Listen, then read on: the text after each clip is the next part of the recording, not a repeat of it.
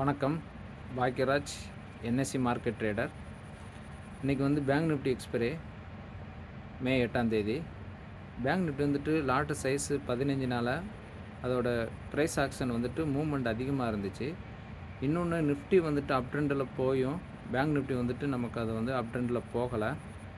அதனால் நம்மளோட support line அதை பிரேக் பண்ணி கீழே வந்ததுனால நம்மளுடைய கான்சன்ட்ரேஷன் புட் ஆப்ஷன் சைடே இருந்துச்சு. அதனால் எப்படி 3 நாள் தொடர்ந்து மார்க்கெட் டவுனாக இருக்கிறதுனால சின்ன கரெக்ஷன் இருக்கும் அப்படிங்கிறதுக்காண்டி நான் பியை செல் பண்ணி அதை நான் தேர்வு பண்ணினேன்.